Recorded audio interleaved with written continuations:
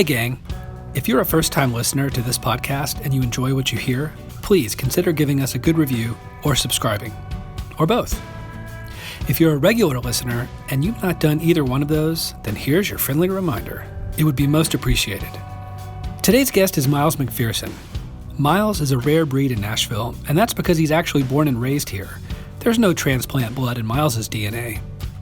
Myles' father is an accomplished guitarist in the Nashville session scene, so the musical genes do literally run through his veins. In the present day, Myles has carved out a coveted spot in the Nashville music scene as one of the top call session drummers. Not an easy task at all. Prior to deciding and then literally willing himself to get where he is now, Myles' career has seen him obtain some other coveted spots, most notably being his time spent as the touring drummer for Kelly Clarkson and also the touring drummer for Paramore. You'll hear me say this later in the podcast when I'm chatting with Myles, but I really believe it. To know Myles is to love Myles. You can't know him and not think that he's one of the best things to hit the worldwide stage since sliced bread. He really is. In addition to his incredibly smart sense of humor, there's a huge amount of charisma, drive, passion, a work ethic that's nonstop, and an honesty that doesn't have any time for BS. I always feel like I have to be on my toes around Myles, or he'll call me out on any whiff of horse hockey that he detects. But I also feel cared for him when I'm around.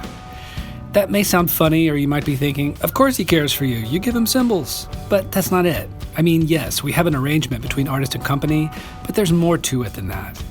Myles won't align himself with anything that he doesn't feel 100% about, and that isn't just pertaining to gear, but also people. I recorded this podcast with Myles at his house in Nashville, and I was really looking forward to the conversation. I learned a lot from speaking with him and hearing about his experiences and his point of view on pretty much any subject that came up. Myles brings out the silliness in me, and I guess I do with him to some extent, because we laughed a lot. It was a really fun conversation. So I hope you guys enjoy it as much as I did. I'd like to welcome everybody into the Meinl Radio Podcast. Today I've got Miles McPherson. We're at an undisclosed location in the general Nashville area. And we're sitting on a very comfy couch. I was given a glass to drink out of that says douchebag on the glass. This is what Myles thinks of me. Indeed. So, Myles, I'd like to jump right in. Can we do that? We can. Okay, cool. So usually I like to open up with it's kind of like a tell us a bit about your past kind of thing, so our listeners can get an idea as to who the hell they're listening to. Okay. I think today with you, though, I'll take a more circuitous route to that information. Say that word one more time. Circuitous. Ooh, say it a little slower. Circuitous. Oh, God. So, I'm going to be blunt here. You look like one of those multi-tattooed teenage punk rock homeless runaways in Los Angeles. You mean like Hot Topic employee? Little filthier. Thanks. I'm kidding. But you haul down a day gig as a pretty in-demand session drummer in Nashville. And that's a town that, historically speaking at least, has had more than a mild touch of xenophobia. How much of your aesthetic comes from a genuinely apeshit nihilist past that we all do want to hear about in terms of how it brought you to your current profession? And how much of it's just keeping the more traditionally minded on their toes for your sporting pleasure? Well, the two are a bit separate in that I managed to have my job despite my aesthetic. There's not many people that look as stupid as I do in the same rooms that I'm in day to day. And yes, I would say that pretty much all of it comes from just poor decision making throughout my life. Most of those decisions being spurned by some sort of chemical augmentation going on in my body. I'm not the smartest guy, generally speaking. I don't know, you're pretty smart. I think that there's a bit of an act going on. You're pretty smart. I don't mean smart like I can go toe-to-toe on some math bullshit with you right now if you want, but like I don't always make the right choices. So kind of like we had this golden retriever one time that was crazy smart, but he learned how to really annoy the shit out of us. That's you? Yeah, if annoyed the shit out of us, quote unquote, is also equivalent to just having a good time, then yeah, my intention is not to annoy the shit out of anyone. My intention is to have a fantastic time. What I meant by annoy the shit was that the golden retriever, through his smarts, had figured out. I mean, he was smart enough to figure out what to do, but it was the wrong choice. Oh yeah, absolutely. Yeah. Okay. 100%. What is your golden? What was the dog's name? Golly, this was a long time ago. Let's call him Chuckles. His name was Patton. Patton? Yeah. That's not as fun as I was hoping for. Why don't we go with Chuckles, okay. And we'll say that I'm Chuckles the dog. Okay.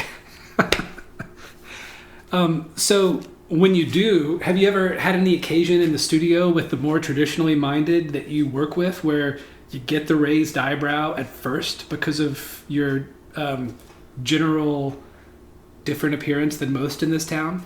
I think the raised eyebrow usually is stalled until the moment in which they realize I don't know anything about whatever genre it is that they're trying to recreate in the studio. And I'm like, what? What do we do? I don't know what to, huh? And then I typically find my way, or I approach it in a way that's probably somewhat different than someone that would know what is supposed to happen in, say, very traditional country music or whatever, whereas I do not, because I don't have a background in that. So it's usually not my aesthetic. It's usually later when they're like, who hired this guy? And who usually does hire you? It's a variety of people that also make bad decisions. A whole network of just poor decision makers. Dumb people that haven't learned better yet. And somehow people gave them the keys to the Nashville studio world. I think we call that money, yeah. Huh, that's interesting. Now, you mentioned something where you said that they raise their eyebrows at the fact that you don't know what it is they're wanting to do, like right away. You have to kind of work your way in and figure it out. Let me say this, that happens in my head. Okay, so I'm good. I'm at least good enough at what I do to fool, to bluff it, as many people as possible. And I can't say that there's been more than one or two moments in my life where people have gone, does he know what he's doing? Usually I'm pretty, I mean, that's probably my only talent, is being able to pass myself off as X drummer, Y drummer, Z drummer. I mean, I had a jazz overdub the other day here at the house, and I panicked about it for probably 4 days. And I spent 3 to 4 hours on it trying. I actually YouTubed how to play jazz brushes. And I struggled over this thing for multiple hours, and I sent it in, and they were very happy. And I was like, I gotta be honest, this isn't exactly my forte. So please let me know if this isn't exactly what you're looking for. And he was like, dude, you've totally got me fooled. It sounds exactly like what I wanted it to sound like. Wow. And I was like, okay, cool. So I'm not a good jazz drummer, but I can, if somebody throws me in a room, I can make the room think that I know what I'm doing. I think we call that street smarts. Well, again, I think we're pinpointing exactly where my intelligence lies, if there is any. So I have one more question about what we were just talking about with the studio thing. How many guys in your profession do you think have that daily internal doubt about their ability to convincingly pull off each and every session they're doing? Every single one of us. Have you ever had one of those sit-down conversations, maybe a group of you guys, where you all admit your deepest, darkest fears, or is that like you don't go there with other dudes? Oh, absolutely. No, we do it all the time. And it's good to hash it out amongst the group, because sometimes, for example, there was one time where we were on a session, it was actually my dad was on the session too, and one of the guys felt so bad about the session that and this is a guy that was doing a bunch of sessions at the time, he took the charts home to study them and figure out why he hated himself so much on that session and why he felt like he had such a hard time getting through it. And we were all separately and privately having the same feelings. And finally I brought it up to my dad. I was like, man, I gotta be honest, I think I finally figured out why that session was so hard. And it was that the songs were so bad, it lowered the ceiling of what we were able to do, to a point that we weren't able to do our jobs in the way that we normally do our jobs. And so this level of self-loathing starts to set in because you're like, I can't make this as good as I'm tasked to make it. But then you realize it's because your hands are tied by it being a really bad song. And when the three of us kind of sat down and talked about that and went through the songs, we were like, oh my God. It's kind of like, we were talking about this the other day, sometimes we feel like a team of brain surgeons that's brought into Walgreens to give flu shots. Like, you don't feel like you're, and not to compare any of us to brain surgeons. I know what you mean. You're highly skilled. That's still suspect. But a lot of times we end up in situations where our skill set is far over, you know words, you just said circuitous. You're overqualified. Overqualified, yeah. Beat you to that one, punk. Did. Golly. Book smarts, not street smarts. So sometimes our skill sets, I guess, are overqualified for the songs that are placed in front of us. But it's hard because songs are songs. They all, like, we have the Nashville number system, and you look at a chart and it's the same numbers as the incredible song that we played the day before that ended up going number one. Like, if you look at the pieces of paper, they look the same, and it's lyrics and melody, and there's a guitar vocal. Like, in theory, they shouldn't be all that far off from each other, but sometimes you get ones that are just so poorly written that you're just, it knocks off a strong portion of what you're able to do. So in a session like that, where everybody is having a tough time and struggling, maybe one guy shines a little more than the other in terms of his struggle being really hard, Right. At that point, do you have the producer or the guy funding it or the artist standing in the control room? They're standing in the control room with their arms folded, like, what the hell is wrong with all you guys? And or do they kind of know that maybe do they ever take the blame? If we're stumped collectively, if we're stumped in the tracking room, if the players are stumped, typically the control room was stumped way before we got there. Gotcha. So they don't take it out on you. No, because usually what they're doing is they're bringing us this thing with hands out going, hey, fix it, fix this, will you take this and make it better? And so a lot of times it's our job, and especially in those situations where we do have a hard time, it's because there isn't a producer in the control room that has a vision for exactly where this needs to end up and can help get us there. So it's the money person, it's the artist, and then it's you guys trying to make it work. In some situations, yes. I mean, money person may not even be somebody that's involved in the recording process whatsoever. So in the situations that you're talking about, a lot of times it's just an artist or a songwriter that doesn't really have a strong producer or a producer at all, and they've just brought it to us, the players, and said, hey, I want to do this record. Here's my songs, please make them sound as I would like them to sound. But they don't necessarily know how to get there. And if the songs aren't great, sometimes we're kind of like, man, we don't really know how to make this be as awesome as you want to make it. And by great, do you mean just the arrangements, or do you mean the actual melodies and there's so much about. Okay. Typically it's an arrangement thing because, our job is to get from the beginning of the song to the end of the song as cohesively as possible. And if there are roadblocks within the song itself that we're not able to really get around because they don't want to change that because lyrically they're trying to say something about their grandmother that just passed or whatever, that they won't budge on certain things, and it just makes our job that much more difficult because we're not able to do what we normally do in terms of getting from point A to point B cohesively. I see. All right. I'm going to ask another super important question. Which tattoo is your favorite and which tattoo is your least favorite? I mean, I can't say that I have a least favorite other than just because they're all real stupid. They're either stupid on purpose or they're accidentally stupid.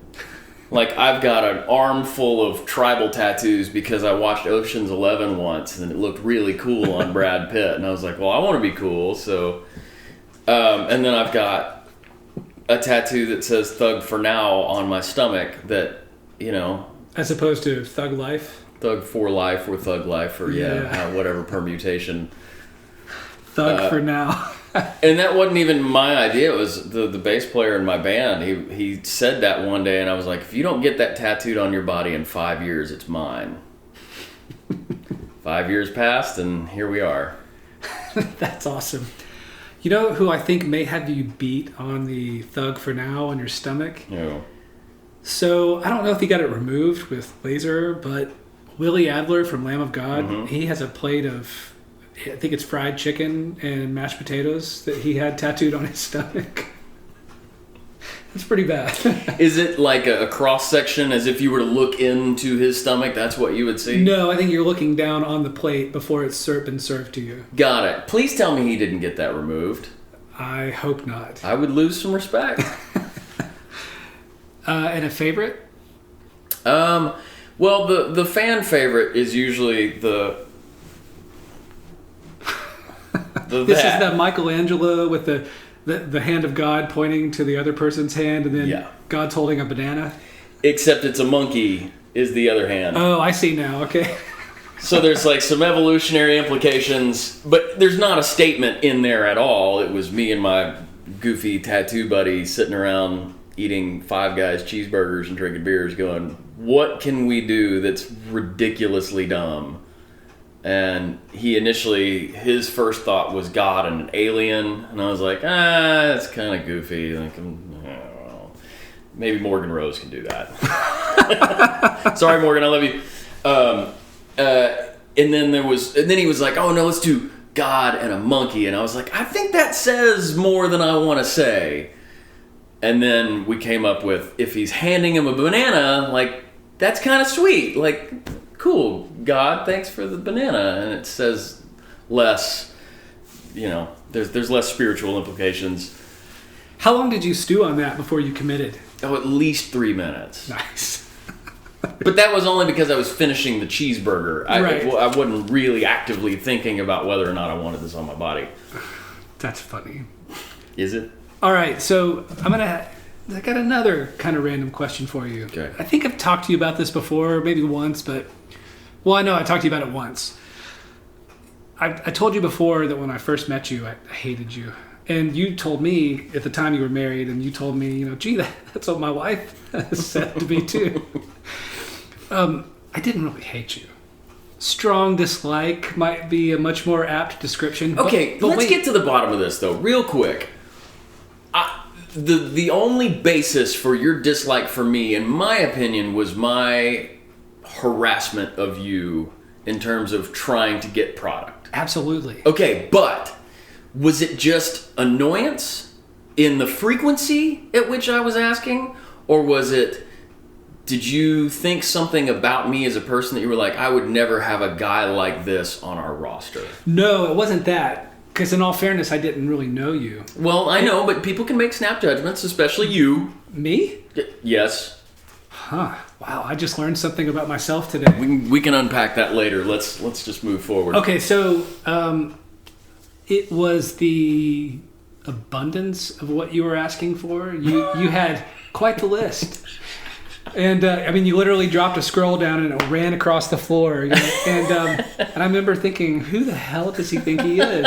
But I'm with Kelly Clarkson and I need this stuff. And I was like, Anyway, man. So, fast forward to a little bit later, and now I'm one of your biggest fans. Okay, well, good. I mean, dude, like I now tell people that to know Myles is to love Myles. There's really no in between. So.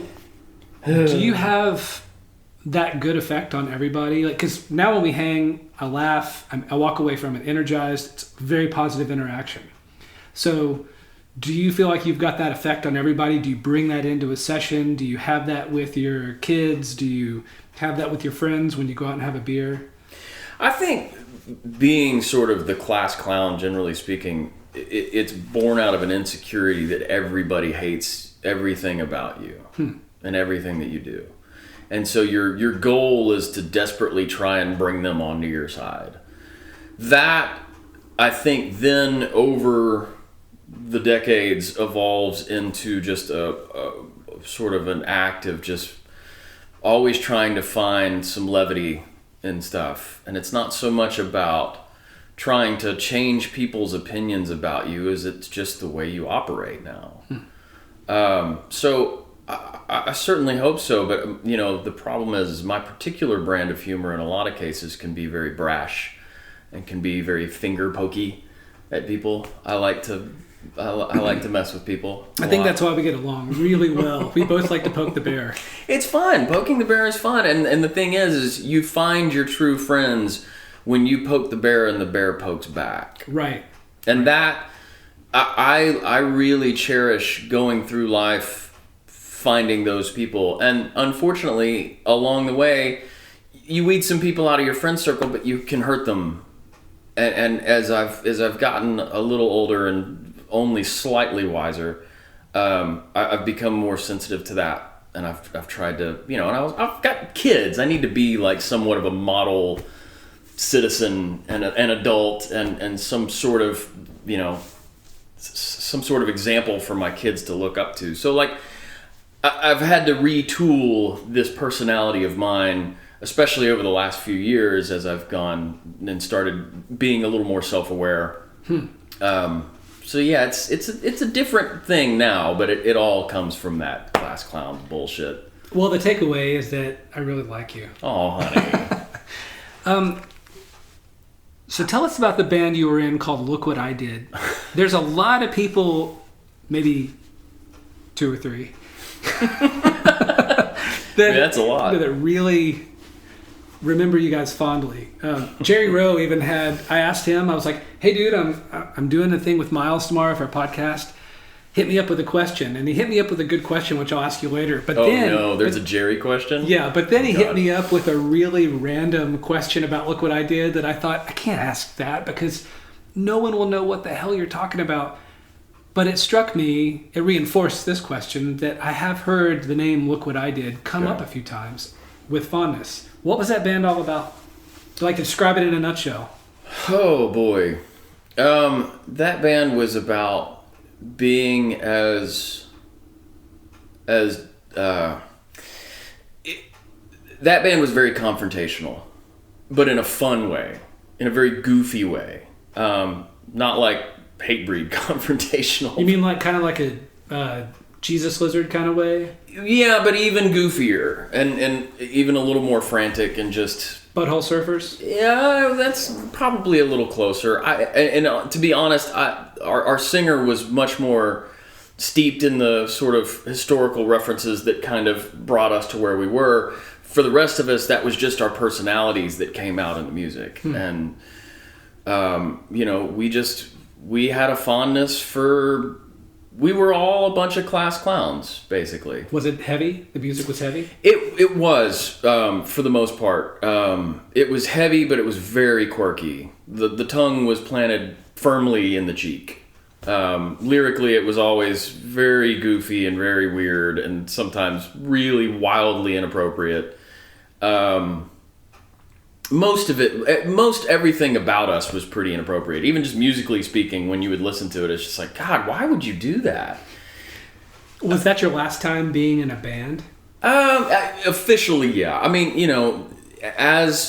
when you start sort of floating towards being a professional musician, there's oftentimes a period where you end up in bands that have quotation marks around them, in that the singer is the only one signed to the deal, and so he hires guys that look young and look like they had organically grown up playing in a garage together, when in all actuality we're just hired guns. So I've been in several bands like that. After Look What I Did? After Look What I Did, yeah. And because after Look What I Did was when we had our first kid, and so I had to start like figuring out how to support other humans, and I didn't have much of a skill set outside of playing drums, so it just made sense for me to do band stuff. But again, people would say like, "Oh, are you in Hot Action Cop?" which was a goofy band. Not goofy, but whatever. I loved them. Or people ask me if I was in Paramore. Like, no, wasn't. I'm just a paid guy that happens to be on the same stage or whatever. Well, that leads me to Jerry Rowe's question, which I was going to ask. Almost, it was second to last, but okay. I'll go ahead and ask it now. So this comes from Miles's longtime pal and fellow Meinl cymbal artist, Jerry Rowe. Who knows way too much about me. So I'm frightened.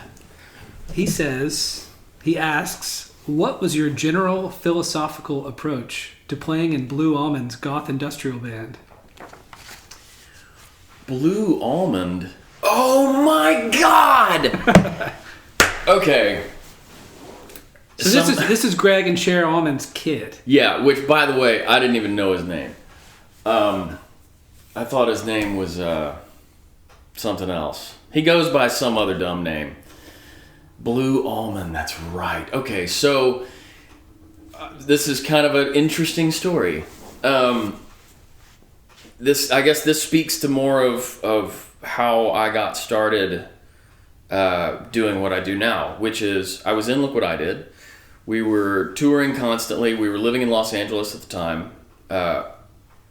My wife got pregnant, and we realized that we needed to start figuring things out. So we moved back to Nashville. I'm going to try and make this short, but you opened a pretty large can. We moved back to Nashville.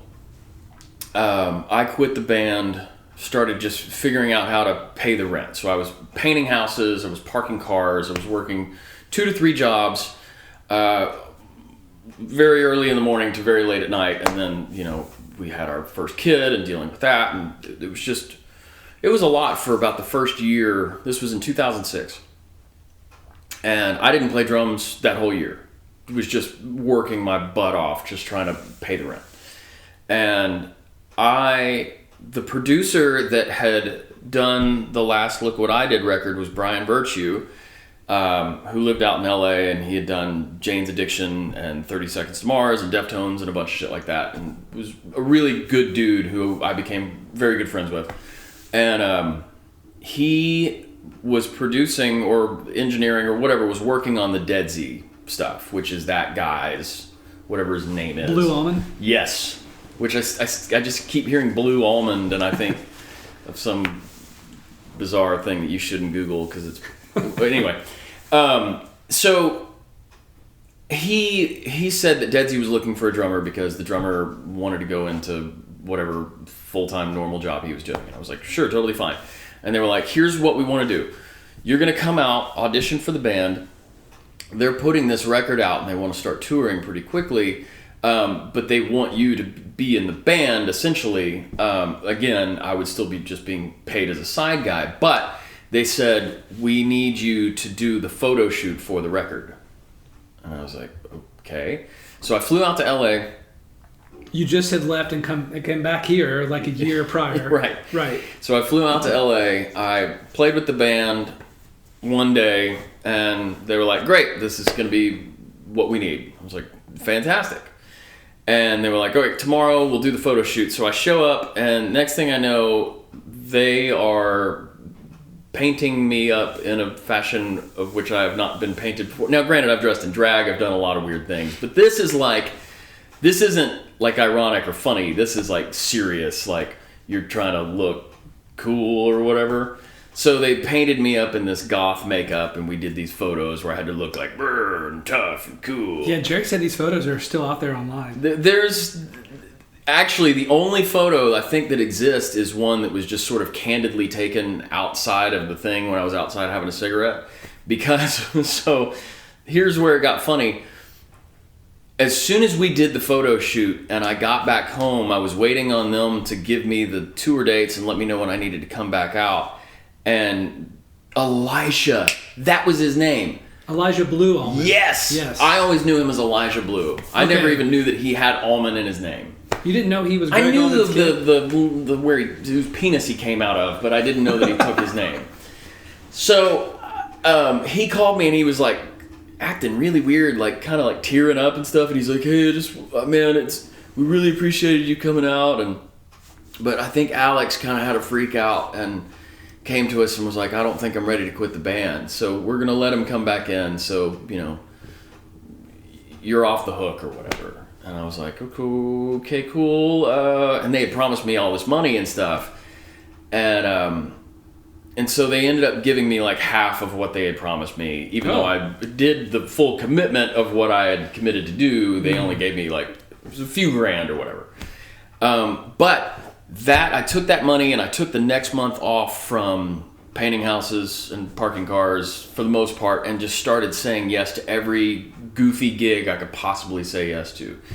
And that just sort of snowballed from there into where I am now, which, had I not had that Dead Z call, I wouldn't have been able to take that month of August off to start finally playing drums again and figuring out how to make that my career. But all I needed was just like 1 month of no side gig bullshit to be able to focus on how do I make this work. Dude, that's amazing. Isn't that crazy? I love it because I think Jerry was secretly hoping to bust your balls a little bit. Oh, and consider my balls busted, but that was the best thing that's ever happened to me. Well, that's what I mean. Like, does he know that? Does he know that goodness came from that? No, he doesn't care about the positive bullshit in my life. He just knows that I looked like an idiot on MySpace or whatever. So if we're talking about nihilism, he's the real culprit. Oh, don't get me started. We love you, Jerry. I love you a lot, Jerry. So you took that month, you really got going, and at some point, not too long after, you ended up becoming Kelly Clarkson's touring drummer. Yes. So for those of you out there that don't know, Kelly Clarkson was the first winner of American Idol, the TV show that was, I don't even know if any TV shows matched its success yet. And she went from that show onto a super successful career. That's where I first saw you live, was at Bridgestone in Nashville playing with her. Oh, right. And dude, you totally slammed. I mean, okay, like, thanks. I was a believer at that point. I was like, holy shit, he brings the rock. Is that when you stopped hating me a little less? I had already stopped hating you.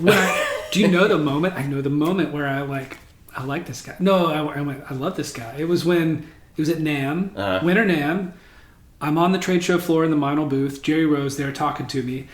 And he kind of grins and he leans down because Jerry's real tall. He leans down and he goes, hey man, Myles is here. And I said, oh, really? And he was like, yeah, he's right over there. And I look over and you're in the Peisty booth and you have like both feet like together and your hands down. You had this kind of sorrowful look on your face. You were looking at the floor and you looked up at me and you went, I'm sorry. And then you walked over. You walked over and you walked up to me and you went, I'm sorry. Whatever I did, I'm sorry. and like I just immediately went, brother. Like gave you a big hug. And anyway, so Kelly Clarkson. Yeah. What was that gig like? You did that for what, 3 years? 4 years. 4. It was great. The two big gigs that I've done, one being Kelly, one being Paramore, both were my dream gigs. And so it was really weird, especially, this was 2008, 2009. People would ask me, they would say, like, what's the ideal gig? If somebody were to call you right now, what would you, who would you say you would want that to be? And I was always like, I don't know, like a Kelly Clarkson pop rock type thing. And I told a lot of people that. You could say that I put it out into the universe, as it were. And so when I got a call, I was on a really awful session one day, and I got a call, and it was this lady, and she was like, hey, I'm assistant to Jason Halbert, the musical director for Kelly Clarkson, and we're doing drummer auditions and wanted to see if you wanted to come out and audition. And I was like, who put you up to it? And she was like, I'm sorry? I was like, who told you to do this? She was like, I don't know what you mean. So she was like, Jason asked me to call you. He gave me your number. And I was like, no, like, who's fucking with me? I really thought, like, I was being dead serious. It wasn't like a false modesty thing. Like, I was going to hang up the phone on her. I was kind of pissed. And come to find out, she wasn't kidding. And what's funny is that the reason that I got the audition was because, and I sort of had met Jason a couple times through doing like CCM stuff back in the day. He used to be in a band called, who cares? Nobody likes him anymore. That's what they were called? It is in my mind. But anyway, so I had assumed that Jason had remembered me from back in the Christian music days. But no, what had happened was they were considering, Kelly's camp was considering hiring a third guitar player, and somebody had mentioned my dad as the third guitar player. And then in the same week as they were looking for a guitar player, they had the drummer switch out. And they were like, well, we heard his son plays drums, so why don't we just call them both to come and audition or whatever. And we didn't audition together, but it just so happened that that was like the only thing that could be even closely resembling nepotism that's ever happened. I mean, they didn't even ask my dad for my number or anything, but I got the Kelly Clarkson gig just because they were considering having my dad come audition for the third guitar player spot. Now, it's interesting. I mean, you know, I don't just listen to metal, and I don't really hardly listen to metal anymore. Right. I listen to a ton of other stuff, but I grew up on metal. So when we were doing a video session recently, and I put on Queenryche's Rage for Order, and you lit up like a Christmas tree, you were like, holy shit, I fucking love this record, this is the best thing. And like you and I bonded even harder because I'm like, oh my God, he loves Rage for Order, my favorite Queensryche record. Yes. So how did you go from being a guy, I mean, I know you have a broad musical palette, but what was it about, like, for a guy that loves Rage for Order, what made you throw it out into the universe so many times, like, Kelly Clarkson, Kelly Clarkson, Kelly Clarkson? I don't know. Just there's something about her music that I wanted to play drums to that. Well, and here's the thing about me. While I love metal, I'm a terrible metal drummer. I'm not very good. I'm probably better at playing metal than guys that have never done it. Okay, but if you put me anywhere near an actual metal drummer, I'm awful, terrible. I've never wanted to play fast or hard or like. That's just what I listen to for catharsis. Like I don't. That's not what I want to play. And for whatever reason, pop rock has always been what I've wanted to play. Yeah, I totally get that. I just love the up the middle. Just be the groove guy, no chops, but get to be aggressive. That's what does it for me, and you know that's what did it for me. Thankfully, I've been forced to expand, you know, my toolbox, so to speak, over the years of faking my way through sessions, and so now there's a lot that I get super excited about. Like 10 years ago. If you would have asked me to, a buddy of mine, let me just say this. So a buddy of mine this morning texted me and said, hey, I'm going out on the road, solo acoustic, and I want to have some backing tracks for the stuff. And I played on the records, or the record, I guess, and it was, you know, it's all big drums and big rock-ass stuff or whatever. And he's like, but I need to do like acoustic versions of this stuff so I can have tracks to play to live. So more like percussion-y kind of cooler sounding like acoustic kit stuff. Had somebody asked me to do that even 5 years ago, I would have cringed. It would have killed me because it was just not my thing. But I've gotten to do so much of that lately where now I get really excited because I finally learned how to be creative in with some of those things that I wasn't very comfortable with before. So like getting that text message this morning, I was like, oh my God, yes! Like I might even get to use my cajon. I have a cajon. I've had it for 10 years. I've used it one time. So, you know, it's just, I don't play what I enjoy listening to. And I will say, I did have a moment of disappointment when you walked in today. Your shirt that you're wearing, just the color scheme and me being somewhat blind, I thought it was an Empire shirt. I thought it was Queensryche Empire, and it's Kiss. And I hate Kiss. Let's be honest. It's not a Kiss shirt. It's the cover. cover. Just stop talking right now because I know where this is going. Hang on. It's the cover of the Ace Frehley solo album. Those of you that know, you know. Those of you that don't, like Myles, I'm truly sorry. Gross. Myles talks about the rock, but he can't hang when he hears it. No, you know what? A friend of mine... The Ace solo record had Anton Fig fucking slamming on it. Cool, great. And every song on it's killer. Oh, I'm sure it is to you. So, a friend of mine put it very correctly because he's a huge Kiss fan. And he actually plays for Ace Frehley now. Wait, what's his name? Jeremy Asbrock, guitar player. Yeah, of course. So Jeremy said he... Because I've known Jeremy and Phil and those guys for a long time. And Phil and I have played together for a while. And Jeremy and I played together for a while. But Jeremy was like, you don't like rock and roll. You like rock. You don't like rock and roll. And I think that, the Ace Frehley, the Kiss thing, all of that fits a little closer into what is considered rock and roll, which I don't like it.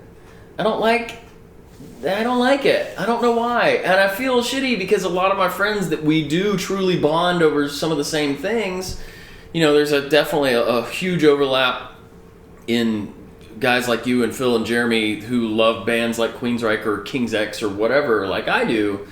But then we kind of diverge from there, and I go to work at Hot Topic, and you guys go wherever you go. When you say rock and roll, do you mean something that harkens back to the more traditional aspects of the form, the aesthetic? Okay. Or at least I think that's what Jeremy was implying. No. I don't know what rock and roll is, but it made sense to me when he said it. No, I get that. I know what he means. With Ace, there's a lot of Pete Townsend and a lot of Keith Richards in what he does. Which to me is rock and roll. Exactly. Okay. Yeah. So, no, I would say that's a fair assessment. And if I'm going to be accused of liking that kind of rock and roll, hell yes, I will go with it. And you can work at Hot Topic. Well, you're not alone. And like Greg Crane, who's my Yamaha rep, who's another very dear friend of mine. Do you know Greg? I do. Cool dude. He would be licking your face right now if he saw you wearing that shirt. He's covered in fucking Kiss tattoos and whatever. Like, he's way into that stuff. And while he and I have some overlap in terms of what we like, not much. Probably less with him than I do with you. We respect each other for, Yeah, no, dude, you don't have to like it. I was just a little disappointed that it wasn't an Empire shirt, but I'll move past it. You know what? It's fine. When I think of Queensryche Empire, I think of all the front of house guys at shitty clubs that wore in the 90s that wore real tight bicycle shorts. They wore like a tank top. They would have a lanyard around their neck with a million laminates on it. Oh, yeah. And they White Reeboks. White Reeboks, and then they would have their real long hair, but on top it was pulled back into a ponytail. And they took it real seriously, their role at that club. And they always would ring out their PA system to fucking Empire. I thought it was more of a mind crime thing for that guy, but... Empire became even sonically the more because it was record. more polished. Oh, totally. It was one of the best sounding records of all time. It still is, but whatever. I mean, yeah, you ring out a sound system to Empire. Oh my God. I get that. But the songs are not Rage for Order. They're not Rage for Order, but it does sound so good. And come on, there's still some really good songs on Empire. We had this conversation, and I'm going to put it down for public record. If Scott Rockenfeld's listening, I hope you don't take this personally, because Scott, I love you, but the snare drum sound on Empire kills me. It ruins that album for me, because that album is great, but every time I hear that snare drum sound kills me. Okay, let's talk about Della Brown. That's off Empire. Oh, it's off Empire. That snare fits perfectly in that song, and that's kind of the weird throwaway song on that record. But that snare sound doesn't bother me at all. I don't remember the snare sound on Empire. I'm talking about the snare sound on Mindcrime. Oh, on Mindcrime. Sorry. Yeah, that one sucked. Did I say Empire? Or my drug brain heard Empire. Whatever. It's entirely possible I did. Okay. Mindcrime. I cannot agree with you more. Yes. Okay. Not a fan of the snare sound. It might as well be Saint Anger, except different. No, terrible snare sound. I don't like Mindcrime. That, the whole thing of Queensryche sort of taking themselves too seriously, the pinnacle of that was Mindcrime. And then they softened up a little bit and got back to more of, things that people can relate to, just goofy-ass love songs and shit. Empire, especially, like, oh my God. I mean, the song Empire took itself a little seriously. But, like, is there anybody listening? It's one of the best songs ever written. Silent Lucidity. That would have never been anywhere near the writing process of Mindcrime. No. But it would have been for Rage for Order. It's the Rage for Order and Empire are the perfect bookmarks to that thing that happened in the middle that I'm not a fan of. But it's Rage for Order and Empire to me are the same band. That's Queensryche. Anything really outside of those two records aren't Queensryche for me. There's different versions of Queensryche, sure, but why are we doing this? Why are you making me out to and now everybody knows what a Queensryche nerd I am. I love it. I hope you start getting Queensryche shit in the mail. Well, you know what? We've talked about tattoos. That's the final nail in the coffin is when I get the Try-Right tattoo, and I'm just trying to figure out where I get it, if I modify it in a way that makes it at least a little funny, or if I just go for it Or if I do, do I do the Empire try-right that's pixelated? Put it right between your eyes, kind of like a little Manson family sort of thing. I don't think that's the best idea. Calling card. So, all right. You mentioned this, so I'm going to ask you about this too. Tell us about your time in Paramore, and about, if you'd like, we can leave this part out. Tell me the audition story. I love that story. Oh, that was rough. You don't? We can leave this part out. No. This is. I think the two auditions that I've had in my life that obviously had the most impact on my life were Kelly's and Paramore's, because those are two of the biggest gigs that I've ever done. But and real quick, let me just touch on the Kelly audition, because that was the coolest thing ever. They did a blind audition where. First I came in and just played the tracks. The band wasn't there. It was just a panel of people that sat and watched it. And then from there they did the second round, which the second round was everybody sits in and plays with the band. And then they recorded it and sat down, and the way that they determined who was going to get the gig was they listened to everybody's tracks with the band with just numbers assigned to them. So there was no, like, if your hair was cool or if your shirt was weird or whatever. None of that was a factor. No, if somebody was friends with somebody, none of that. They just did a blind listen. And they went from 16 guys down to 2 guys just based on that alone. And it was just me and Fred Eltringham, who was another, God, him and Jerry, they do 90% of the work in this town right now. They're incredible. And Fred's great. And I think the only reason that I got the gig over Fred at the time was I didn't smoke. But I had only quit for like 2 weeks, and that was in the 2 weeks that they saw. They were really disappointed when I started smoking again. Right? Yeah. They were probably like, well, we should have taken the guy that was better, because he smokes too. The Paramore audition, though, was interesting because, first of all, the whole thing came about because of one of my best friends growing up is the older brother of Taylor York, who was one of the principals in Paramore. And he has been the second guitar player ever since the original guitar player left. Taylor has been a principal. It was Taylor and Josh, is that his name? Josh was the brother that played guitar. Yes. So when Josh left, they hired Justin, who was my friend growing up. We were in our first bands together. We played together as kids for years. And we were friends all through the years. And when he mentioned that they were possibly going to be looking for a drummer, he told me about it. And I was kind of seeing the writing on the walls with Kelly, because she was getting married and talking about having kids. And Paramore was a dream gig for me, but I always looked at it from afar because it was Zach. It was his thing. I wanted him to be in the band. I didn't want me to be in the band.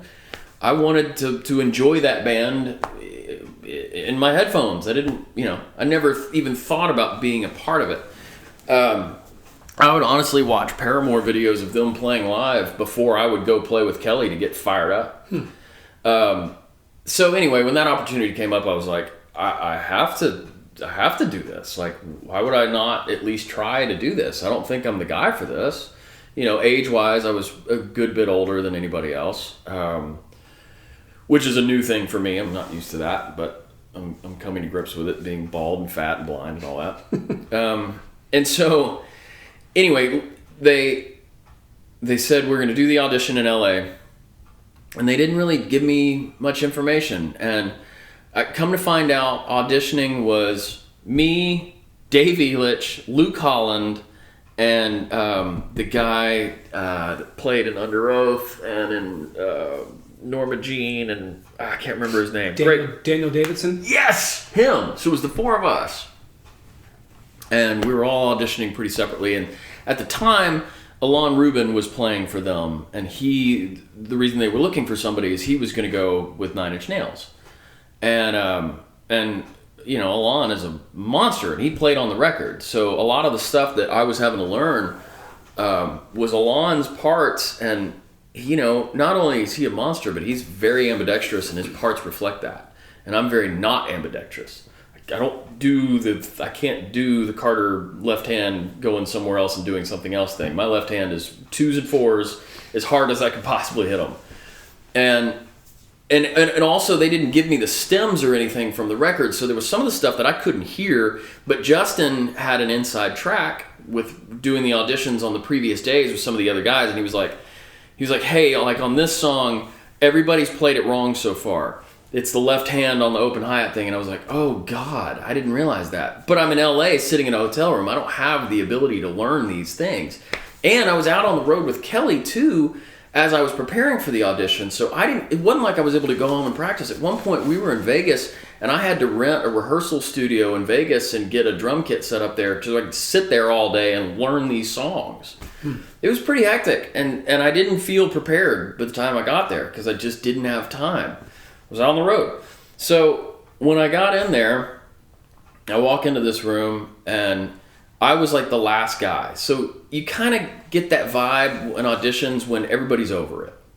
When you walk in and they're like, hey, what's for lunch? Just everybody's ready to get done with this because it's a painful process and nobody wants to do it. Not the people auditioning and not the people auditioning the people that are auditioning. Like, it sucks for everybody. And the vibe in the room was pretty rough.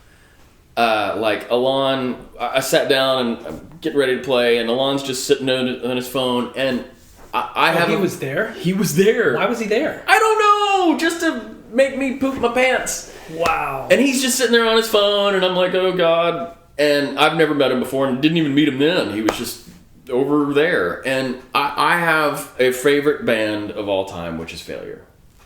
All-time favorite. There's no question in my mind that who my favorite band is. It's Failure. And Justin and I share that together. It's our favorite band, and we grew up discovering Failure together, and Fantastic Planet is like, that's my favorite record. So were you pumped when I signed Kelly Scott to Meinl Cymbals? I was, actually. And Kelly is a huge influence for me. But more importantly, Ken Andrews is a huge influence for me because it wasn't, the drumming of Failure, while being a huge component, was not why I love Failure. Failure to me, like Heliotropic on Fantastic Planet, if you were to ask me, what do you think music is supposed to sound like, I would play you that song. And I had forgotten that Ken had mixed the Paramore record, and I got a text message from Justin that morning. So I wake up in LA in the hotel room. It's like 8 o'clock. And my audition's not till like 2. And I have nothing to do between 8 a.m. and 2 other than sit and just twiddle my thumbs and wring my hands and kind of panic. And like an hour before the audition time, Justin texted me and said, hey, heads up, Ken Andrews is here. And I died inside. Because I don't get fangirly. And I don't care. I never am like, hey, can we get a picture? I never meet anybody. I never want to do that. And I especially don't want to do that in a situation where I'm already fully panicked. I don't want to meet Ken Andrews. I don't want to see him. I don't want him in the room. I don't want him anywhere near me. I didn't even like that he was in LA while I was auditioning. Don't be in the US while I'm auditioning. Grab your passport and fuck off, please. So I get into this room, and it's this super uncomfortable vibe where everybody is obviously not happy to be there. And it's my idols. It's Ken Andrews. It's Alon. It's this band that I've wanted, that I've looked up to for years and really thoroughly enjoyed. And everybody's kind of bummed that they're there and that I'm there. And it was hard. It was awful. The whole reason that Ken was there was to take pictures. So I've got Ken Andrews in my face taking photographs while I'm struggling to get through these songs, these Alon Rubin parts, while Alon is on his phone sitting there silently across the judging. room, and it was so painful. That's rough, dude. And I got done with it, and I wanted to cry, and I just got back to the hotel, and I honestly, I don't remember anything. I don't even remember how I got told that I got the gig. I was so just decimated by that experience, and I hated myself so much. Just like, oh, it was terrible. It couldn't have gone any worse. And I guess it went okay because I got the gig, but I never want to do that ever again. I can't blame you. That sounds really rough. Awful. Whoa. Yeah. So now I want to meet, and then I did get to meet Ken later in a way less stressful situation, and he was super cool, and I'm back to being okay. Yeah. Around Ken Andrews. Did you fangirl around him a little bit when you did meet him? No, because I don't do that. I mean, I know you don't, but maybe just a little. I mean, if at the most, I'll just say like, hey, and just for the record, because I feel like I have to say this, I'm a pretty big fucking fan, and I'm sorry, but I just had to say it.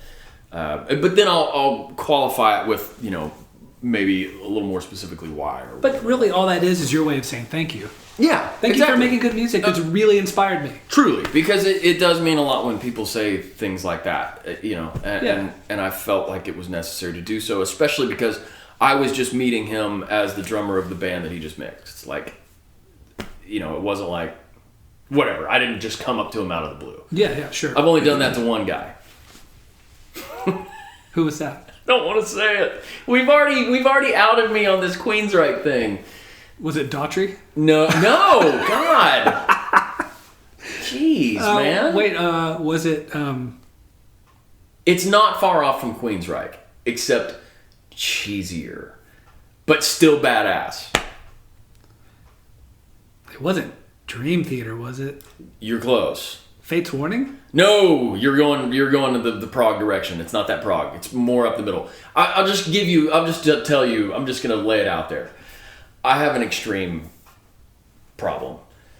And not the band extreme? Not an extreme problem. I have an extreme the band so problem. So you met Nuno Betancourt? I did. And you flipped? I did. Were you taller than him? Yes. Yeah, he's small. So here's what happened. I'm in Vegas. I'm at the MGM, and there's one of those like hallways that connects the casinos, and there's like nothing in the hallway.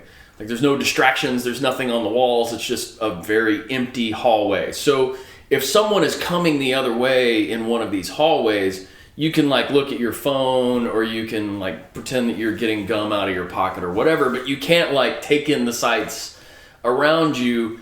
You have to maybe give a little acknowledgement. Well, I'm walking down one of those halls, and coming the other way is Nuno. I've never seen him before, never met him, and I just, that's a big one for me. Nuno is my favorite guitar player of all time. And I just stopped him, and I was like, I don't ever do this. I really don't. And I'm sure you hear that from everybody that does this. But I'm a huge fan. We started talking. Come to find out, he was playing with Rihanna, and we were on a show together. And he was also, like, I think dating one of Justin Bieber's dancers or something. And so we were there for the same event. And so we ended up talking for a little while. Then he came over and hung out with me at the little Japanese restaurant. And I got to hang out with Nuno Betancourt. Did you pick his brain? I didn't. We just talked about you just hung out. That's stuff. And you know, if I ever get to see him again, it would probably be like the third time hanging out with him where I'd be like, okay, talk to me about the solo on Political Calamity or whatever. You know, like, yeah, like Cupid's dead. Let's talk through this. How did you manage to come up with this goofy ass 14-minute long, you know, whatever. Right. But that's pretty cool. It was pretty cool. Okay, now I have another confession. I've only done it twice. I did it with Morgan from Seven Dust, and now we're friends.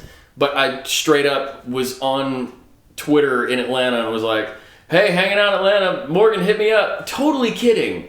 And he hit me up. Wow. And I met him outside of his condo at some bar that next night, and we got hammered for like 4 hours and hung out. And then we've been on Shiprock, that cruise, a couple times together, and so we're actually buddies now. But it was just me being a total fangirl, and just and he came to the Kelly show with his daughter. Like, it was crazy. And that's super cool. It was super cool because he's a super rad dude. Just a regular dude. Yeah. So tell us about your life now. What does a week in your work schedule look like? I know there's maybe not such a thing as normal, but your most typical of weeks, what does that look like? I mean, there is a bit of a normal now. it shifts a little bit day to day. The way the session thing works is we work in 3-hour blocks. So we work 10 to 6.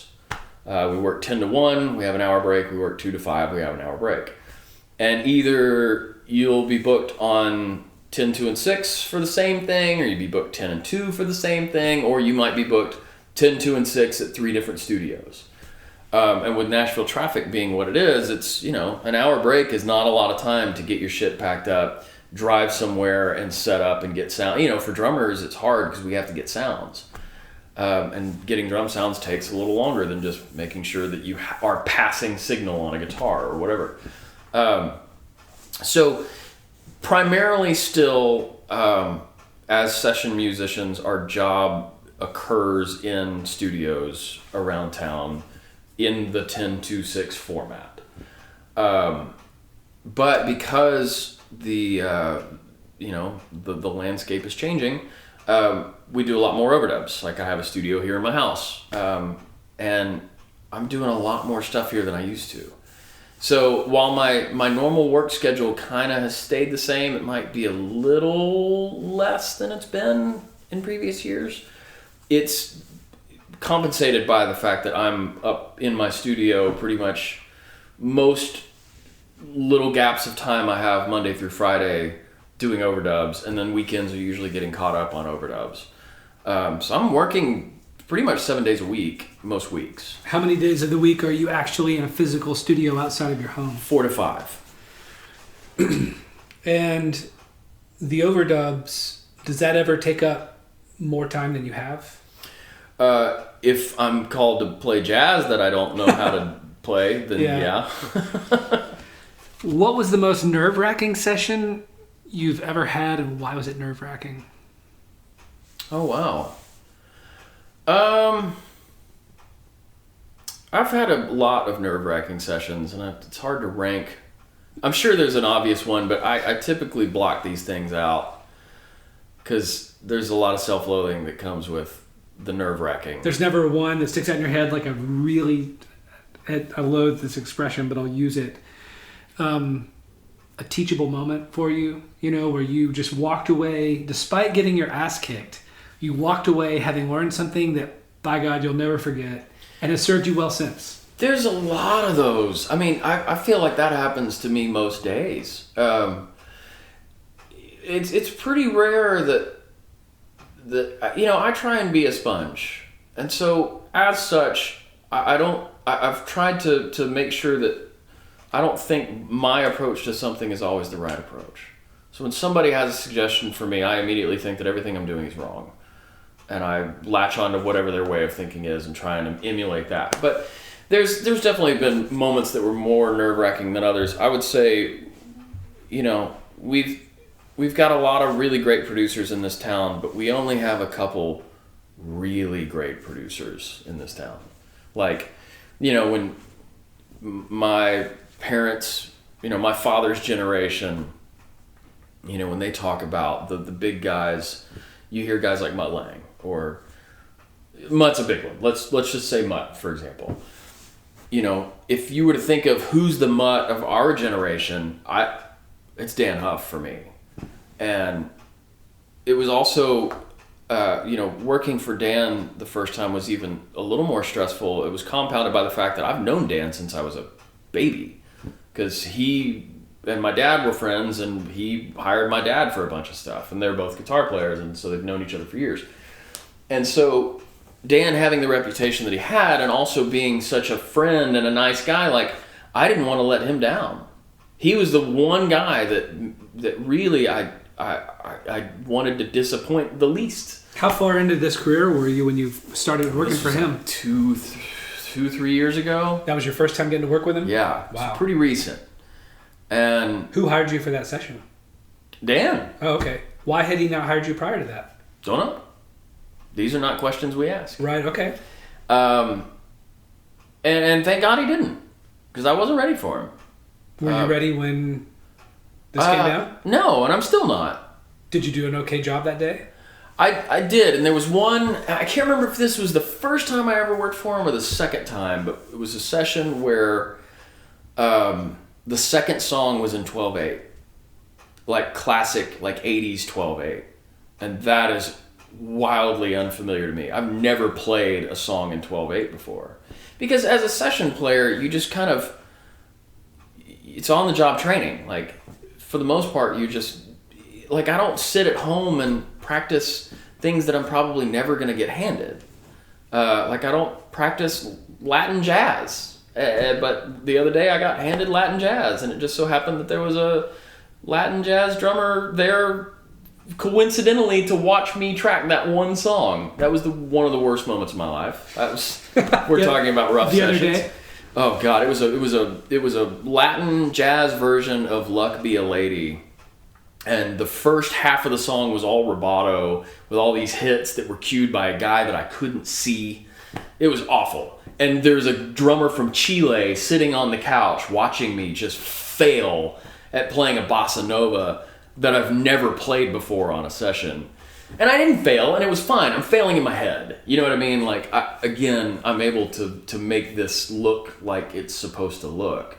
But in my brain, I'm dying. So that was a pretty rough one. But the Dan thing, there was this song in 12/8. And, you know, Dan is just, he's got really big ears, and he's got a really great vision for stuff. And then sometimes he'll just want to fish around. And in this particular case, he didn't so much have exactly in his mind what he wanted to hear. So he was like, you know, try a different kick pattern, try a different hi-hat pattern, try a different snare thing. And, I don't know if you are familiar with playing a 12/8 groove. There's not a whole lot you can do. It's kind of like playing 6/8. You know, a lot of times you'll be on sessions and people are like, can we just make it not sound so piratey? And it's like, well, don't write a song in 6/8. How about that? So for our listeners out there, give us an audio example of 12/8. Oh God. What's that? You gotta help me. There's a huge Michael Jackson song that was in 12/8. There's I'm Your Baby Tonight. I think that's in 12/8. I don't know. Just look up J.R. Robinson, and like probably 80% of the stuff that he played on back in those days was in 12/8. Gotcha. So just if somebody needs a reference, it's 1 2 3 4 5 6 1 2 3 4 5 6. So technically it's counted at 4. 1 2 3 4, but it's all triplets in between. But it's fast, so it's really hard to get a triplet right hand going, and then it's even more difficult to play anything that's outside of that pattern because it's very specific what it's supposed to be in order to make the 2s and 4s feel correct and make the groove feel like what it is. And so Dan was just kind of fishing through stuff, and normally when somebody asks me like, hey, can you give me an option on this, I can just give them that option. But when it was 12/8, I would have to like struggle for a few seconds or whatever, which is not acceptable for me. Like, I need to, when somebody says, hey, show me this, I need to be able to go, sure, here it is. And when I have to even think about it, if I have to even just pause and go, yeah, sure, okay, then I've failed in my mind. I've already blown it. And so the 12/8 thing, going through and sort of just auditioning all these different patterns, I was dying inside. How many other musicians are standing around watching and waiting? Enough to make me feel real small. And they're all the top guys. It's all it's Jimmy Lee Sloas, who's the best bass player on the planet. It's all the guys. And they're all watching me struggle through this thing. And I kind of I'm friends with enough of those guys to be able to sort of like quietly poll them later, like, was that as bad as it felt for me? And the overwhelming answer is no, but they'll also say, like, you have to understand what you just went through. Everyone in every chair has had that experience with Dan, because Dan really knows music and has no boundaries in terms of what is going to make it right. And so that was awful, and I didn't get a call from Dan for like a year. Oof. And so that was it. I blew it. I let down the one guy I didn't want to let down. And the next time I got a call from him, I was saved. The year of emotional turmoil that I had been going through from blowing it with the one dude I didn't want to blow it with went away. And I've worked with him several times since then, and it's been great. And I learned so much from him every time I'm in the room with him. It's incredible. And that's the thing about working with great people. It's just, if you open yourself up to the idea that everyone that you're working with probably knows more about your gig than you do, you can learn a lot. And I approach stuff as such. I welcome it when other guys have an idea on what I should be doing. Now, that's assuming that I have a level of respect for them that makes that okay. There's some guys where I don't respect them very much because I don't think they're very good at their instrument, or they're a pain in the ass or whatever. And if they make a comment, I get angry and it's not cool, and I wish I didn't have that. But I think it's only natural to be upset with someone telling you how to do your gig that you don't think knows how to do their gig. Yeah, sure. But in the situation where it's guys that I respect, and a lot of guys will get rubbed the wrong way, and there's some people that probably do it more than they should, but I love it when people that aren't drummers especially have a suggestion for my chair, because a lot of times it's completely counter to what I would have done. And probably way more musical than what a drummer would choose to do. Right. And who am I to say that just because I'm the drummer, I'm the end-all be-all in terms of what should be played on my instrument? Yeah. That's stupid. That's right. Short-sighted. That's going to get me nowhere. And again, it's things like that now make me excited about wanting to do this acoustic thing, or playing more traditional country, or doing stuff that's more brush-oriented, or it's a little more creative in terms of using other things other than just conventional drum approach stuff. Playing with using my shoe to hit a cymbal or whatever. Like, it's being around other people that stretch me to those places that now I enjoy it.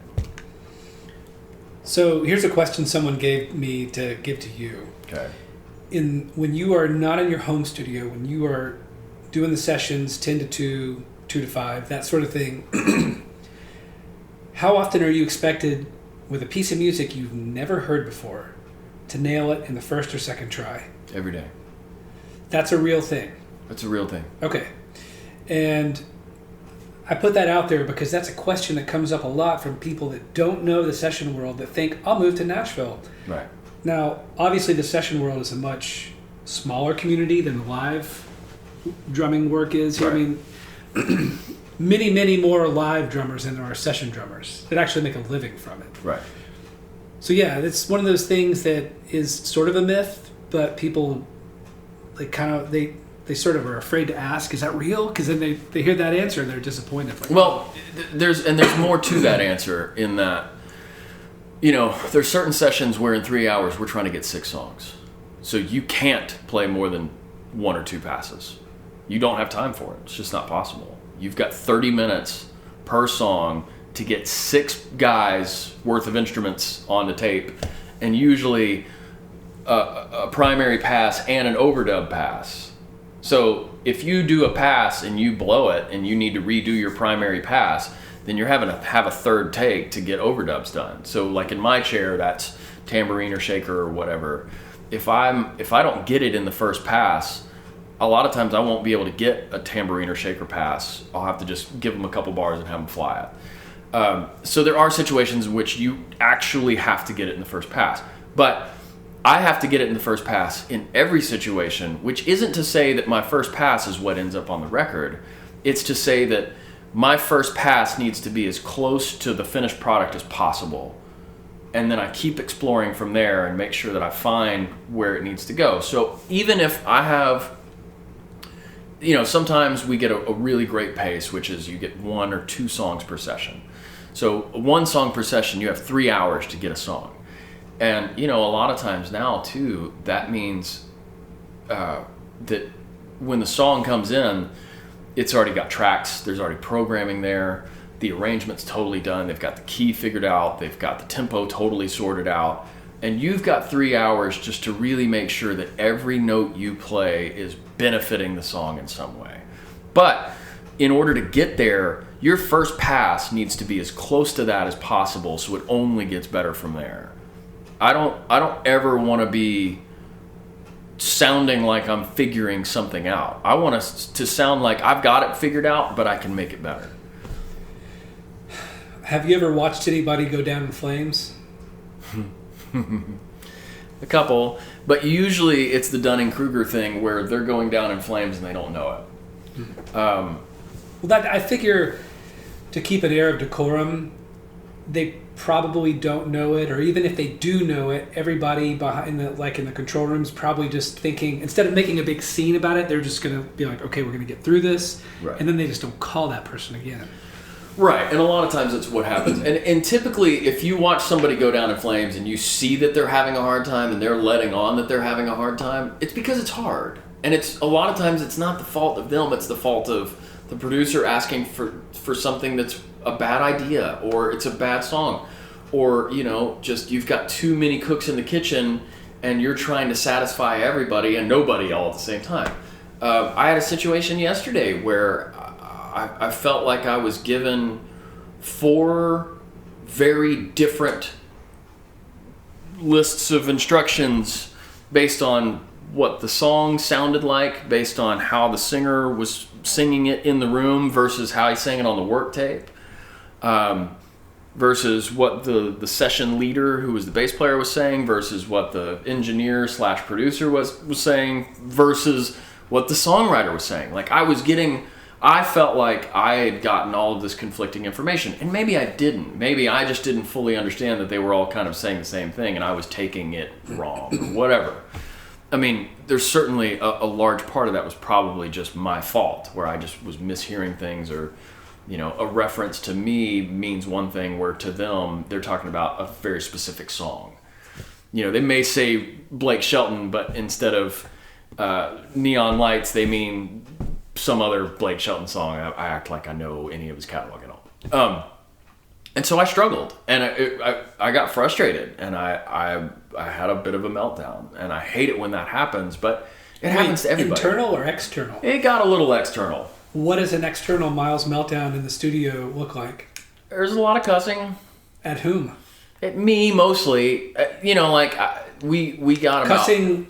You cursed at yourself, or someone else cursed at you? No. Nobody else cursed at me. You cursed at yourself. Yeah, in those moments, I think everybody knows that probably best to leave me alone. Yesterday, I'll just be honest and vulnerable about this. Like, yesterday, we got about 2/3 through the song, and I just hit a huge snare flam and dropped my sticks and got on the talkback and was like, this isn't fucking working. I don't like what's happening. Every single fucking drum that I hit, I hate it. I hate everything that's happening in this song right now from my chair. And I feel like I'm doing what I was being told to do, but what I'm hearing coming from everybody else is the exact fucking opposite of that. So somebody help me. I need someone to tell me what to do in this situation right now, because I'm doing what I thought I was supposed to be doing, and it's not what anyone else is doing. So clearly I'm the odd man out.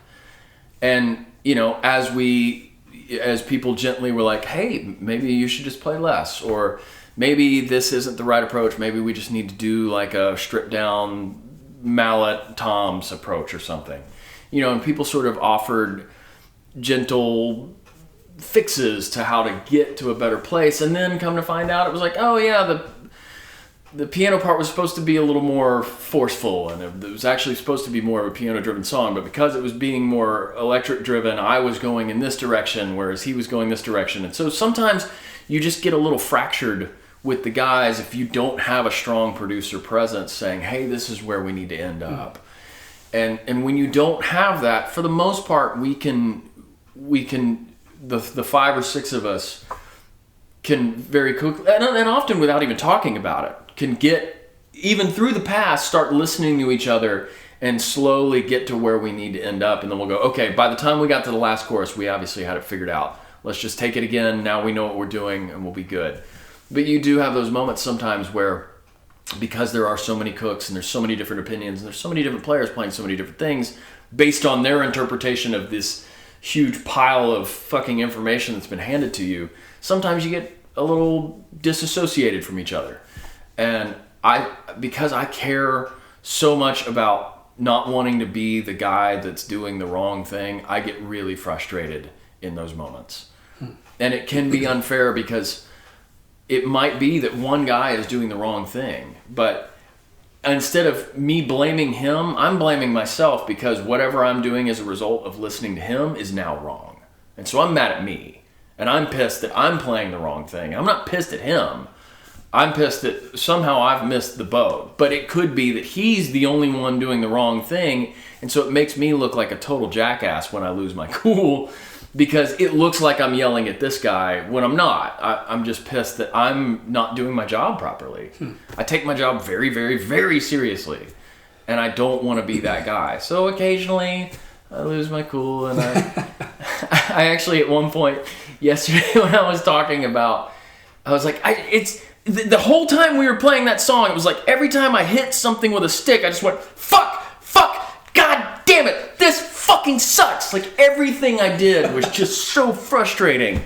And everybody was just kind of looking at me like, okay, man. I'm like, I know. Sorry. I'm very sorry. I just need a minute, and I'll just sit here and breathe, and I'll go downstairs and grab a beer, and everything will be cool. So I have those moments, and it's not fun, but it's a really good team. And so like in those moments when one of your brethren is struggling, you don't leave him out there on an island. And my guys didn't yesterday. They were like, hey, dude, it's totally cool. Let's try this. You know, my guys had me. And your guys meaning the other session musicians yes. that you're normally on yes. a session with. You tend to see those guys daily? Yes. I mean, it's a rotating daily. Right. But 3 days a week, you may see the same guitar player. Yes, absolutely. I mean, this could be a totally wrong number, but it's a pretty small group of guys that I see most of the time. We're talking like across all chairs, like 30 people. Like it's not that many people. It's a really small group. And as such, we're all very good friends, and that is our friend circle. Like I don't have a lot of friends outside what I do, because my job is to go sit and do the thing that I want to do the most with the people I want to be around the most. Do you walk into work each day in the studio, in the external studio, not your home studio? Do you walk in feeling like you're in a high stakes situation every time because money is time, or time is money, that kind of a thing? Yeah, I still do. It's certainly less now. I mean, I still have a very high level of respect for the process. Obviously, I don't want to be late. I want to make sure that my gear is totally up to snuff. Like all of those things, the standards for, being able to walk in and do my job correctly, I still have a very high level of respect for it. I did used to panic every time I was on a session. Because especially starting out, it's such a hard business to get into that every session is a make or break. Well, that's what I was going to say. Like, it seems like when you get into that world and you start finding that you're working more consistently in the session world, it's not something that you got a lot of time to get acclimated to, and there's not a lot of on-the-job training, there's not a lot of like internship. Right. Your training is on the job. Oh yeah, it's trial by fire from the very get-go. So I have to wonder if you panicked long after your skill set and experiences should dictate that, Myles, you really don't need to panic anymore. It's probably like you'd been panicking for so long that you didn't know to react differently because you got this now. Right. Would you say that's fair? Oh, absolutely. And I still panic. I mean, if I get called on a Dan Huff session, I still panic. Because, there are situations where I care so much about it that... And it's not just caring. I mean, there's logic behind there are certain moments where if you fail, it could be the end of your career. I mean, it's not going to all of a sudden your phone's going to stop ringing, but it could be the start of the downward spiral. I might have one of my emotional blow-ups at the wrong time with the wrong person, and that could be it for me. this is a small town. Stuff gets around. And if you do something that's worthy of a story that starts to spread around, like, man, he just totally fucking failed that one day, or that guy forgot how to play his instrument or whatever for a minute. That stuff can spiral, and it can be the end of you. And so there's still a level of panic that occurs for me, but it's like I know those situations that mean more, or that there's more people involved in the session that I don't work as well with as I do with others. So I know that there's more of an opportunity for me to have an issue on a session like that. So yeah, there's still times. I mean, yes, I definitely panicked at the beginning of my career for probably longer than I needed to, but I think that was healthy, because that kept me on my toes, and I think that's what kept me vigilant in keeping my gig. And absolutely. And making sure that people still called me. And I think it's important to still do that. And so I've got a healthy balance now to where I enjoy my job as opposed to being scared of my job, but I know when to be scared. Does that make sense? Yeah, it makes total sense. Last question I'll ask about that.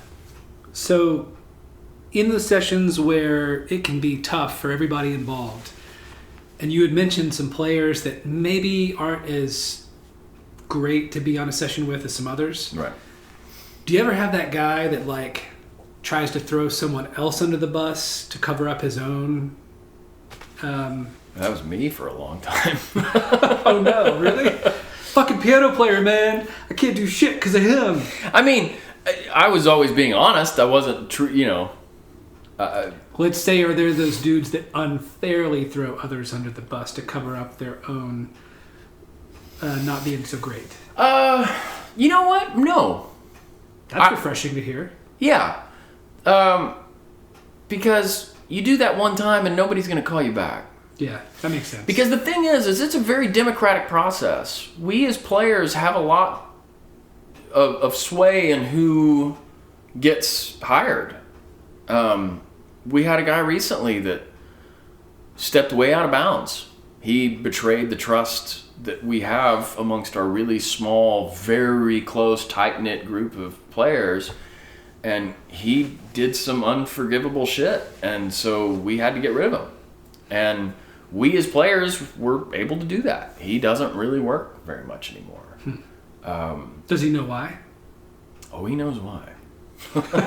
Who told him? Did you tell him? No, I mean, everybody told him. Okay. It for some reason it kind of became about me and him for a little while, but that was not the case. It was several other people. But all that to say, like, if someone steps out of line, we've got sort of an unspoken code, and throwing someone under the bus unfairly or being mean to one of your guys, even if they suck, is not okay.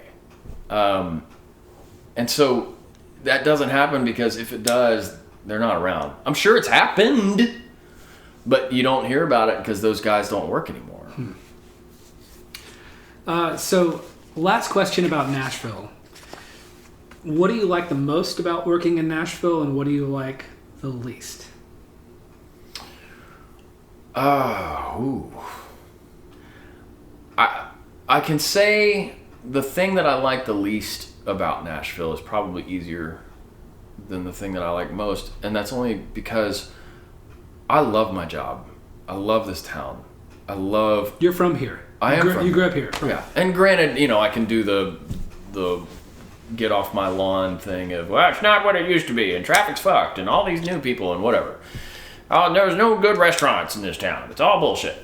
I could do that, but at the core, I can't work anywhere else. I can't live anywhere else. I will die in this town because I don't have a choice. This is the only place that I can do the thing that makes me the happiest anytime I want. I mean, it's always around us, and it's always going to be here. So I don't know that there's anything specifically that I love the most about Nashville other than it's perfect for me. Wait, what did you say you like the least? I'm getting there. Okay. But just... I'm only going to answer what I like the least, and I'm just qualifying why I'm not answering what I like the most, because it's all great. This is a perfect town, perfect situation. I just want to play drums. I don't care what genre I'm playing.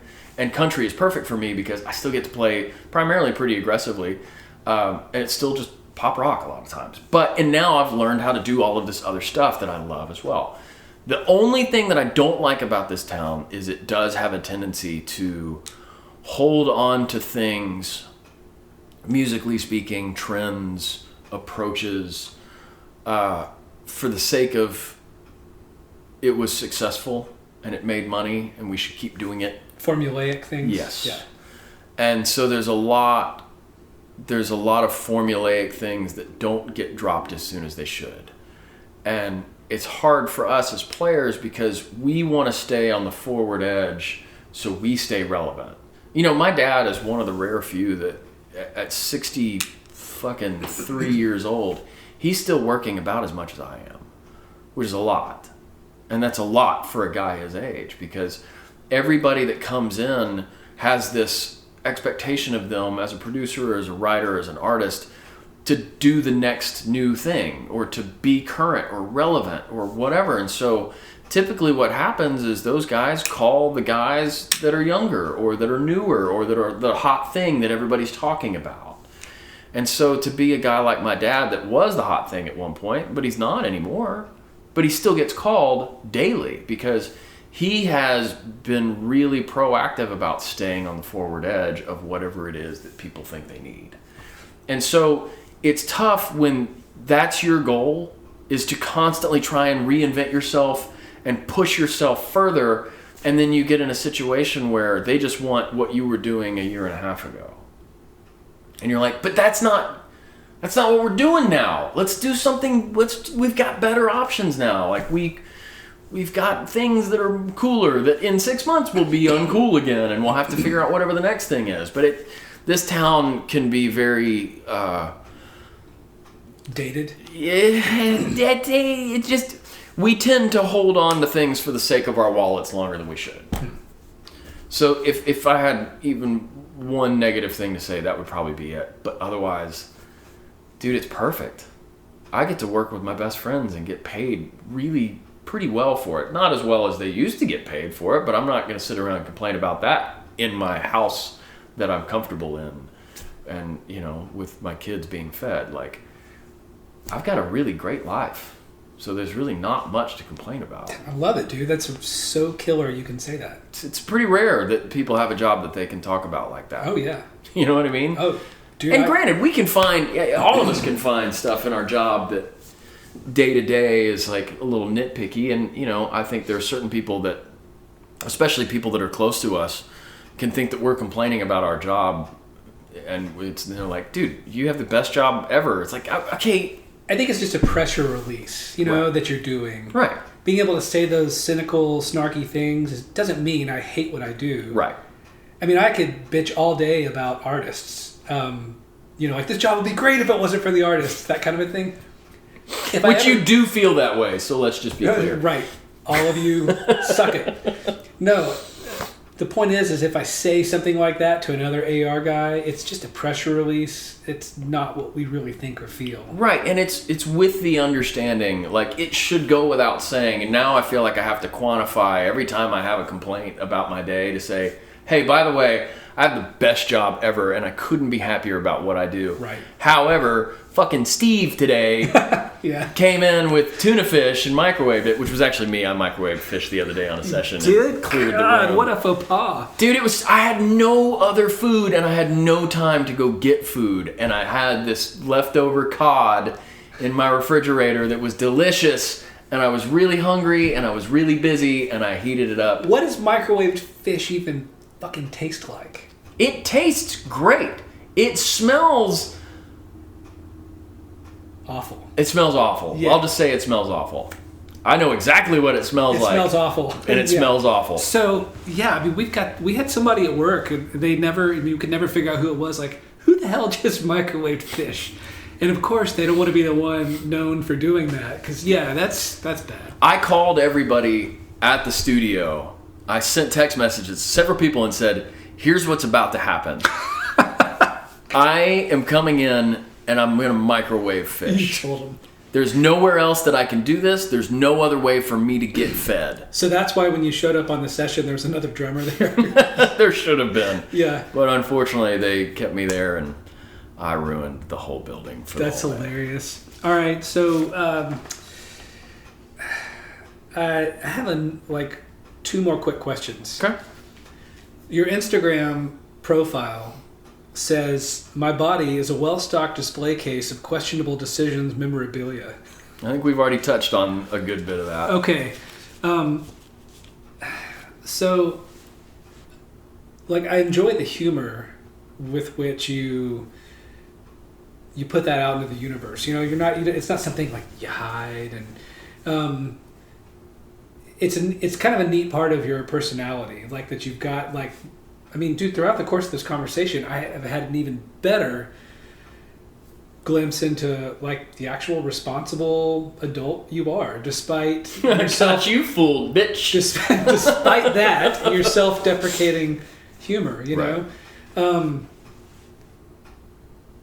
Do you ever feel like there's a day where you'll put that quote about yourself away and that won't be a thing that you identify with so much? Yeah, I do. And I've grown up a lot in the last few years, and I've learned what it's like to evolve as a human being. I've been a really awful person in that I like being a younger musician, you work with a lot of guys that are older. It's real simple. And, I like, there was one guy who told me that he sat down to pee, and I gave him so much shit about it. And I was like, you fucking loser, like, who does that? Well, guess what? I sit down to pee now. Wait, why? Because it splashes fucking everywhere, and when you finally own your own home and you look at that section of drywall next to your toilet that's just permanently stained, and you can't even really paint over it because you got to kills over it and then paint over it. Wait, what do you have to do over it before you do the paint? You have to kills. Kills? Kills, yeah, Kilz. It's a product that covers up stains, and then you paint over it. Oh. Take a dose. Yeah, because you're fucking peeing all over your wall. But I realized that I've given so many people so much shit. Like when people would go on a diet, I'd be like, okay, cool, or I'm not gonna drink for a month. Great, idiot. And then as I get older, I realize that this is just.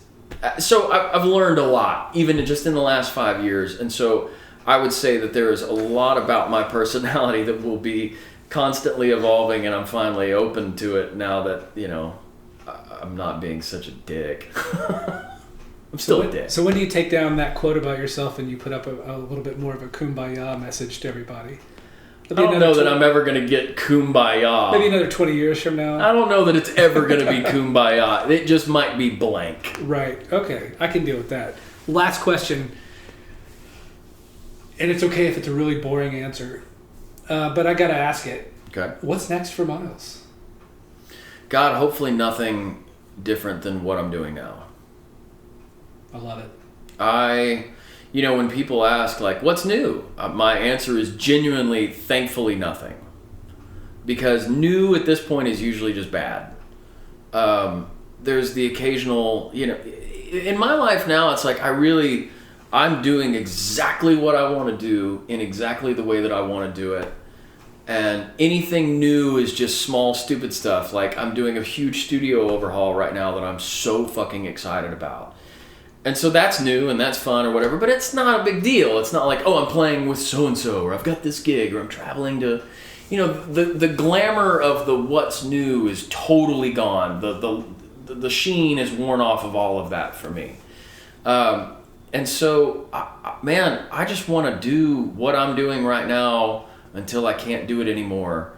And then I hope that I have taken care of my finances enough throughout that time to not be totally fucked when that happens. So you made me come up with one last question. How long ago was it when you realized that you were doing exactly what you wanted to do and you didn't want to do anything else? It was 2013 when I wrecked a golf cart and had to quit Paramore. And there was a time period where I wasn't healed fully, and they needed to make a judgment call as to whether or not I was going to go back out on the road or they needed to get somebody. So they had Aaron Gillespie come in. You and me and Aaron sat down right at the beginning of all that. We went and had dinner. Yeah. Yeah. So from right about then, it was maybe a week after the three of us sat and had dinner, I was healed. And so I was able to start working again. And so I just kind of put out the feelers like, hey, man, I'm home and I'm not doing anything because my next tour is not until January. And this was like, I guess, November or something. And I started working every day real fast. Like it came out of nowhere. And I worked every day, and there was still like legal shit pending, and there was all this weird stuff going on as a result of the wreck. And it was just a little tension with the Paramore thing, and I was just like, this is what I want to do. I'm doing it. It may not be where it needs to be yet, but this is what I want. And so I quit the Paramore gig, and for the first time in my life didn't look for another gig. Just really focused on trying to make the session thing work. So yeah, it was in that month, as I was healed and not yet ready to go out on tour, that I started working, where I was like, and again, you know, it wasn't totally as a result of, man, this is exactly what I want to do, I'm just going to do this. There was still like, I wanted to go back out with Paramore, but there was legal stuff. There was stuff that was going on that there was too many things up in the air. So it just made the most sense to just kind of bow out and just stay in town. And then once things kind of started getting there, after about 6 months or so, I was like, if somebody asked me to go out on the road right now, I'd say no. And it's taken probably 3 or 4 years for that to really solidify and cement. But I would say in the last 2 years, 2017 was probably the year where I went, okay, here we are. This is it. And I don't know how long it's going to last. It might only last a few years, but this is what now is. And I want this to last as long as possible. And that's where I've been since then, is just, this is where I want to be. This is where I am. How do I make sure that I keep this for as long as possible? And how do I make sure that when it's all over, I feel like I'm good, like I'm done. I can raise my hands and say I did it, and still be able to, you know, have enough money to eat. That's it. That's where life is now. So what's next is just keeping this train moving. That's awesome. Dude, thanks, Myles. Thank you. Thanks for listening to Meinl Radio. If you liked this episode, please head over to iTunes to subscribe, rate, and leave a review. We would appreciate it very much. Thanks, and we'll see you soon.